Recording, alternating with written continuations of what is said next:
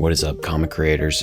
So to add cinematic bars to your project in iMovie, the unfortunate thing is there's no way to crop in iMovie or do anything to actually create them yourself. You have to go externally and download a PNG file.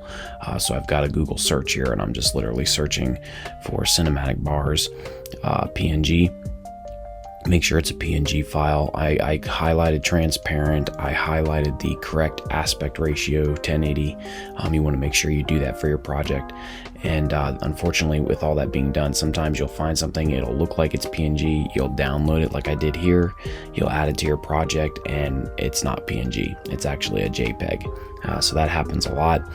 So it's just, there's no way to avoid it. It's one of the things that I least like about the platform, but there's nothing you can do here once that's done. Doesn't matter what you do. Even if you try to edit it within your Mac, you got to go back and you got to find an actual PNG file without having to sign up for one of these websites that give them to you. So once again, here I'm saving and downloading an actual PNG file, adding it to my my device here, and saving it, and then I'm going to go ahead and throw this into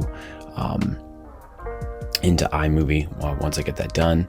And now that I have that done, I will go back to iMovie here, throw it in, and so unfortunately there's just nothing that you can do to avoid this process in here. So now you can see it actually worked. So I'm going to cut this out, drag this over to start at the beginning of my project. And then from there, you want to make sure you click on this crop feature here and click fit or fill, so that way it doesn't do that weird highlighting feature. I'm going to stretch it all the way across the clip, and there you go.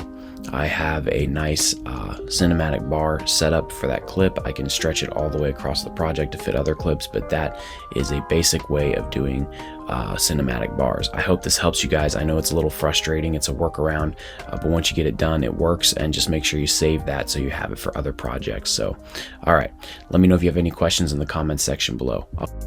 Hey, if you kept watching through this video up to this point, thanks for watching. Please like and subscribe. All those things really help the channel growth, and I want to thank you guys for all the growth that we are seeing. I appreciate it very much. All of your interactions and engagements help the channel grow. It feeds the algorithm, which is exactly what we need. Please take the time to check out more of the iMovie tutorials I have on my channel. I'm remaking a lot of those for the new year and making all new versions. And let me know if you guys have any questions or comments in the comment section below. See if I can help you at all, and I'll catch you guys in the next one. Peace.